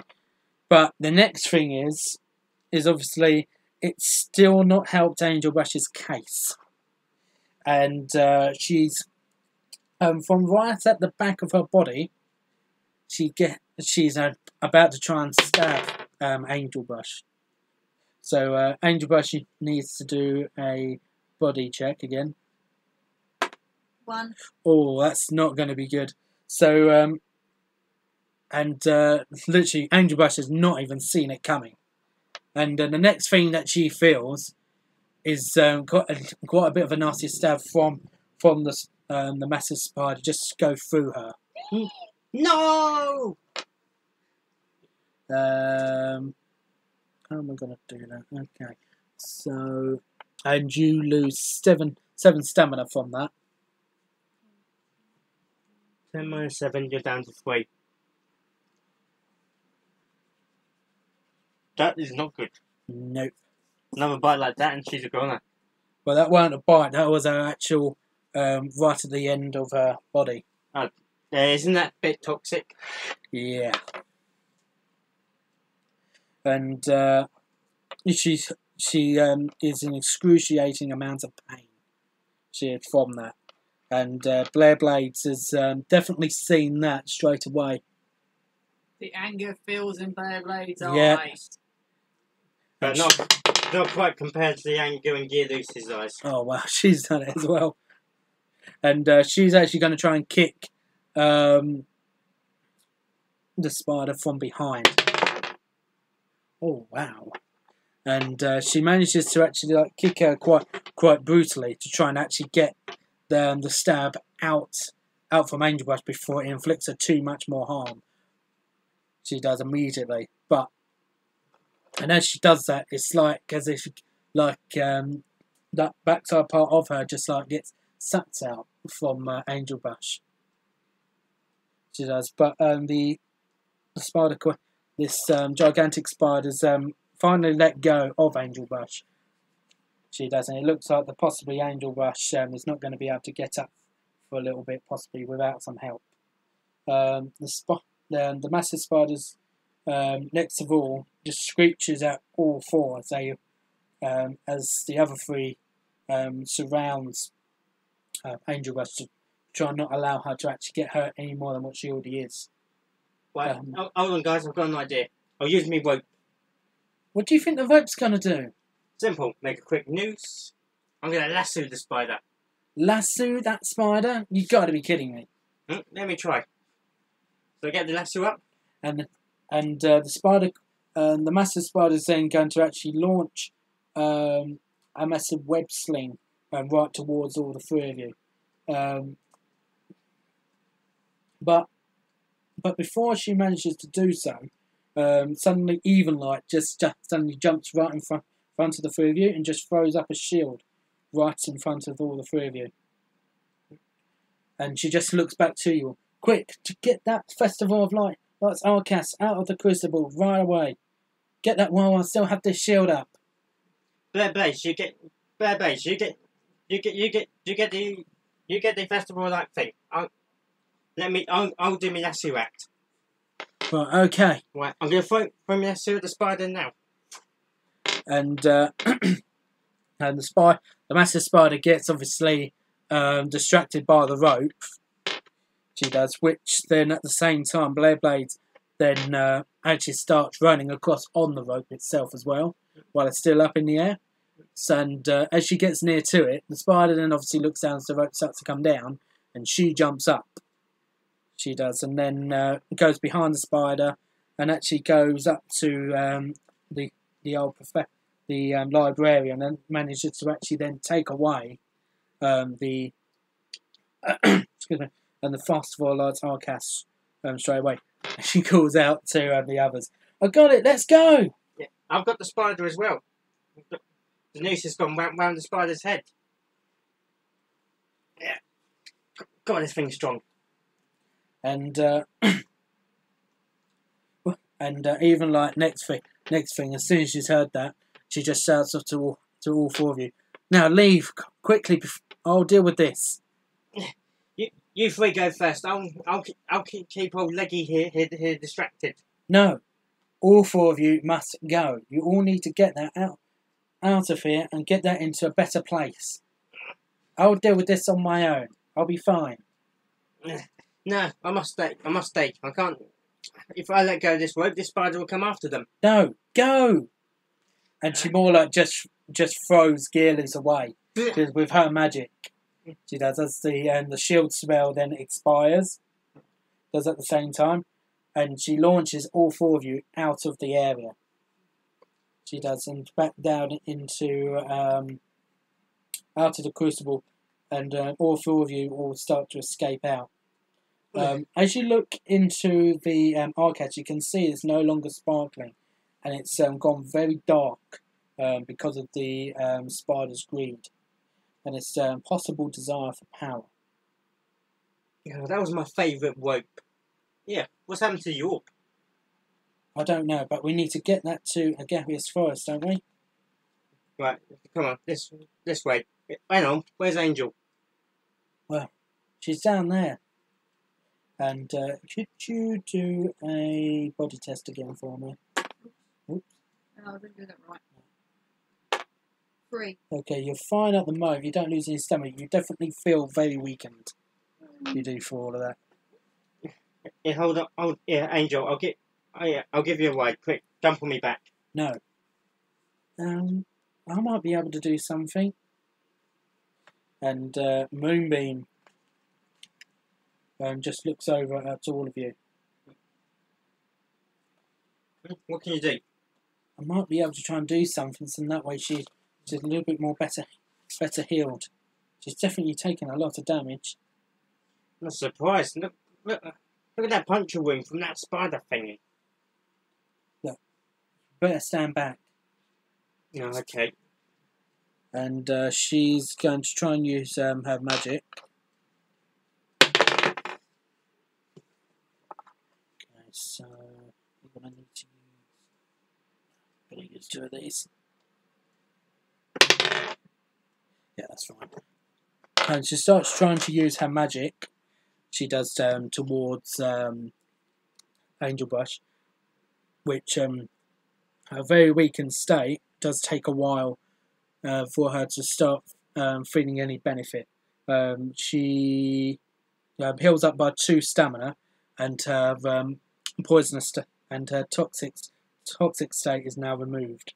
So she's no longer feeling the effects from the poison that was given to her by the spider. She also heals up by 2 stamina as well, so she goes up to 5. Angel, you alright? Okay. Yeah, you look like you can still do some rest. Yeah, I can carry you on my back if you like. And the next thing you will hear, you hear like little clattering. You have like little legs, which are just all coming around from what looks like a corner. Guys, Look, we need to get out of here. Angel, that is no longer a request. Jump on now. Okay. And you go through Capstone Fort, and then enter through the Amber Depth to head for the Garricus Forest, as Evenlight had suggested. And now you come up to another area.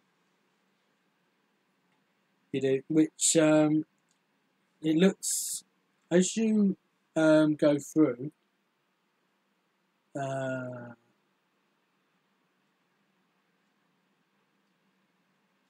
Now you travel into an area which, as you go into it, you see a huge body of water.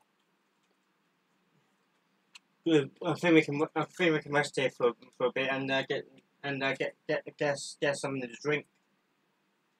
Well, you definitely don't want to be staying here for too long. What do you think is down there? Can't be any worse than giant spiders. Well, I don't know. It looks awfully deep down there. I can't even see the bottom. Yeah. Wait. Evenlight didn't tell us we had to swim for all of this, did she? No, she didn't mention anything about water. What if we had to go through there? Well, the good news is, if there's one thing I know, is spiders can't swim. That might be one good thing, but there is one little problem. Remember, Angel Rush can't swim through. She can't swim, can she? And even if she could, I don't think in her state at the moment she'll be up to it. Well, we can't stay here. Even if she is in that state, she's going to have to go down there with us. Maybe there's some kind of spell we can use. Some kind of oxygen spell. Well, I think that would be a very, very high level spell to conjure up. Guys, I think I hear them coming from behind us. Think. What we got to work with? Okay. Let me just do that. Do that as well. Yeah, that's not going to be any good. And the next thing that you see is like Blair Blades is looks like she's panicking herself.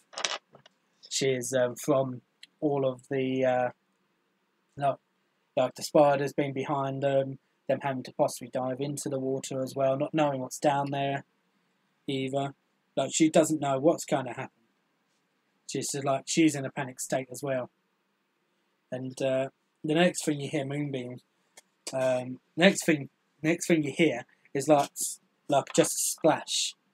You do from behind, and you recognise that that Moonbeam isn't around. Wait a minute. We're one short. Moonbeam's gone down there. I didn't know she could swim. Well, maybe if she could, that'll be alright. But she's down there too long. And the next thing is that you see Moonbeam just come back up. Obviously, a little bit short of breath, obviously, despite there not being down there for very long. Yeah, that is very deep down there. How deep would you say?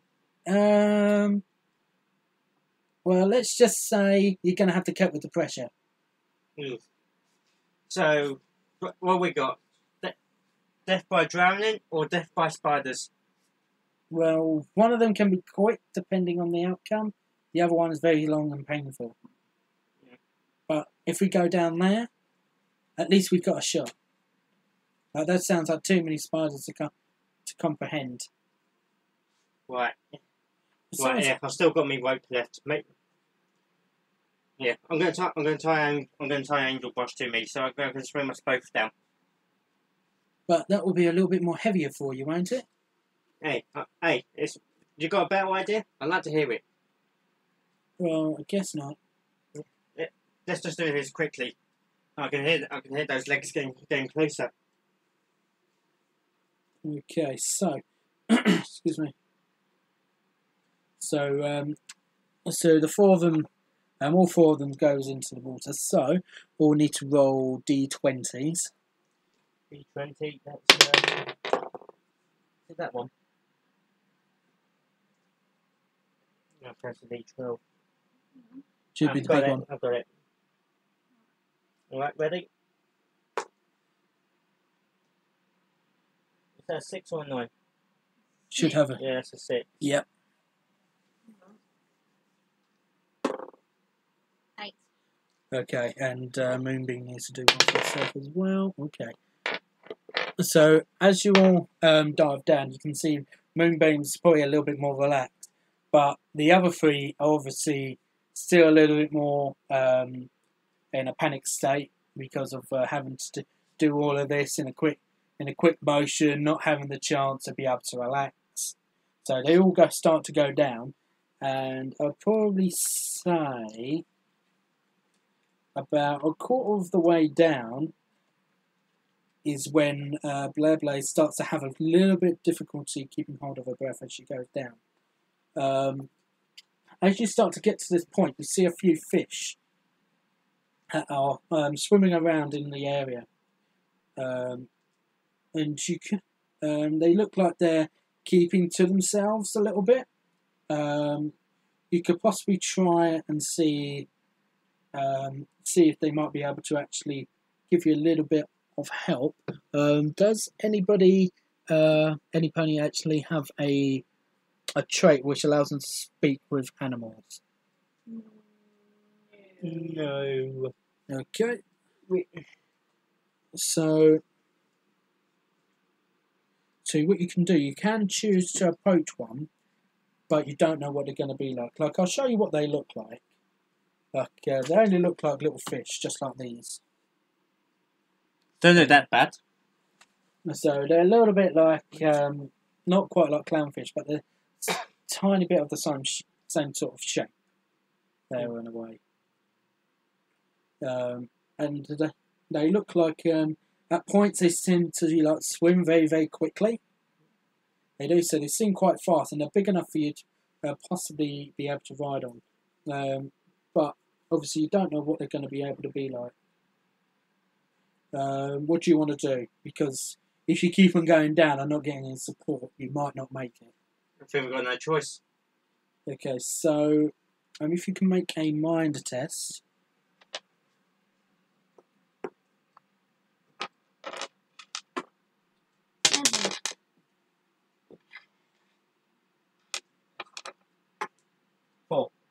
Four, okay.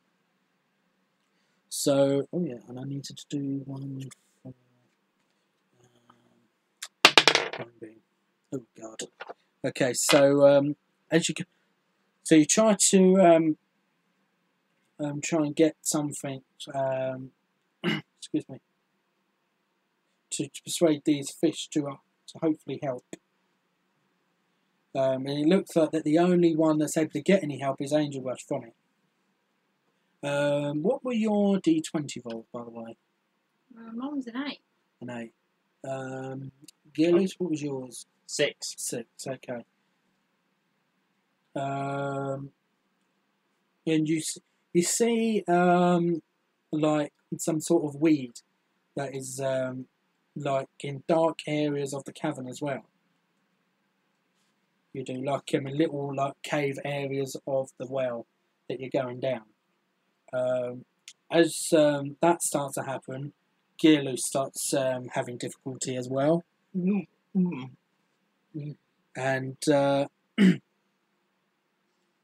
and you look round, and Moonbeam like taps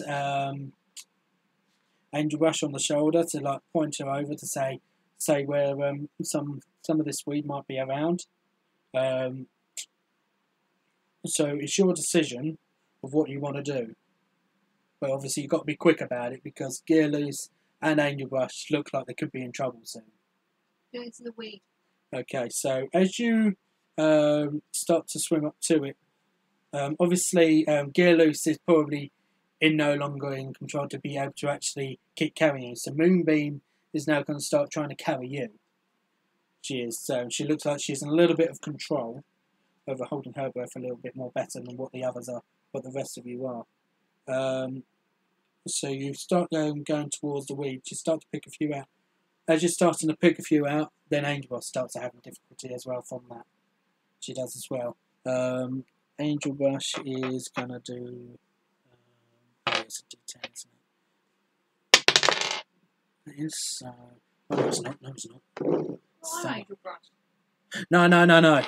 I'm saying about like Blair Blades is known to do another roll to see how bad she is getting again. So she's just about okay for now. I need to do mine next. You can do, yeah. Like if we do it with Gearloose as well, then. Right, which one was it you chose? D20. 18. Oh wow. 4. So I'm getting worse. Yeah. So Gearloose feeling contraction starting. He does now. Like obviously he'd be like him. He's not able to possibly last too much longer. Blair Blades sees this straight away. She does and tries to like calm him down, but obviously he's not. He's starting to panic a little bit. And you finally manage to pick the right amount of weeds out. And as you start swimming along with Moonbeam, she's going to need to do that as well, actually. She is now eventually, or she's got a 2. So Moonbeam starts to feel a little bit of difficulty holding her own breath as well. She does now for more of that, for more of the swimming, and also having to carry Angel Rush as well. She is, so she starts to feel a little bit exhausted from all of that. She starts to swim through, and she hands out these different like they're actually known as main weed, and she starts to hand them all out to Gearloose and Blair Blades. Obviously, not being able to get these special type of fish to actually help them out, but it looks like one of these fish is obviously keeping along with Angel Rush, obviously. Because she's obviously been able to get some sort of connection with one of them. So one of the fish stays right along with Angel Rush, and Angel Rush then starts to cling on onto it. And then the next thing is... Let's see.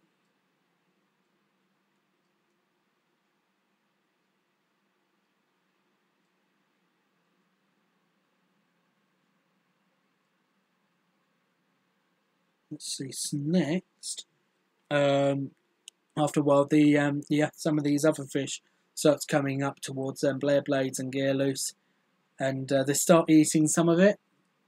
And then, as that is happening, then Gearloose and Blair Blades and Moonbeam as well starts getting onto these fish. If every pony can roll another d20. Watch me, I'll go down to 1. 15. 18. That's And probably good. roll for Moonbeam. 6. Okay, so that one's Moonbeam. So Moonbeam starts to feel some contractions herself, as well as Blair Blades is starting to feel some. Angel Brush isn't quite there yet, but she's definitely looking a little bit red as well. Like everyone in the group is now starting to look red. Except for Gearloose. Yeah, I'd say Gearloose looking more purple than anything else. No, he's got an 18. No, because he's already started contracting. Oh. He has. So even though he's rolled an 18, he's getting minuses as Wait, well. minus? You never said about minus. Well, that's because he's having greater difficulty. He is at the moment than the rest of the group. Because, like... Can we get him move on, yeah. please? I don't think my character's going to last much longer. Yeah. These fish start to go deeper. And as you start going deeper, you feel like the pressure is starting to get to everybody. So... And you start nearing the end. If we roll one more d20, and it shouldn't be too bad. 13. Okay. 1. Oh god. Uh-oh. Yeah, and the pressure Angel Brush can't deal with because she's not used to diving at all, really, at this point at the moment. So as they dive deeper, the pressure gets into your ears really badly, and that affects you quite badly as well. And also, obviously, your stamina is low as well, so that's not helping you to do much either. And you go through, and you manage to actually get through the exit right down the bottom. You do into the Agaricus cave, Agaricus forest, sorry. And you've all 4 of them rise to the surface just about.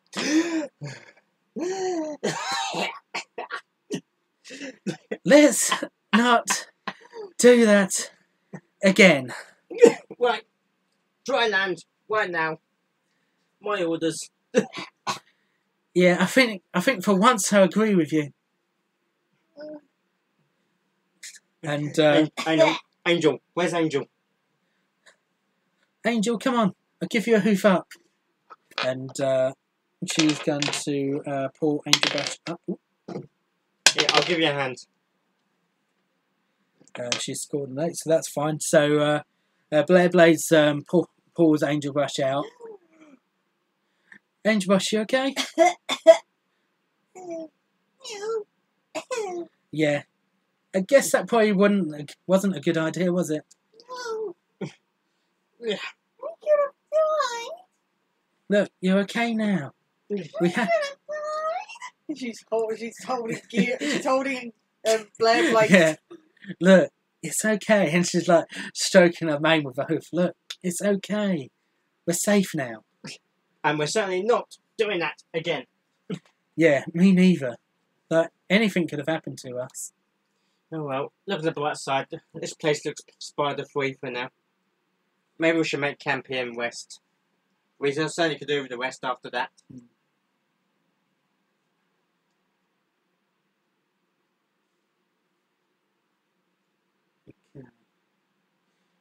As you start getting out of the water, there's light that begins to appear at the.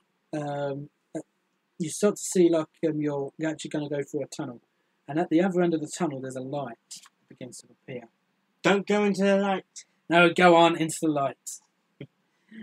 There's a shimmering wall of energy seems to block the cascade entirely from behind, and and all of you pass through the barrier and flung out onto the rock floor beyond.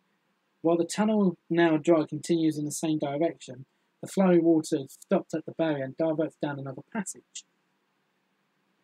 And as you all move forward, the tunnels open up into a vast cavern comparable to the one that Amberfold lies in. Though rather than rock pillars and lake water, this cavern is filled with an abundance of life. From the low floor, mushroom-like fungi rise as tall as trees, forming a great forest. From them, twinkling lights illuminate the surroundings in gentle blues, greens, oranges, and yellows.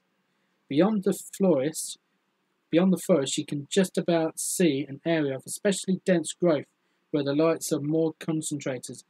As you watch, an enormous shining form rises up over this area with slow beating wings.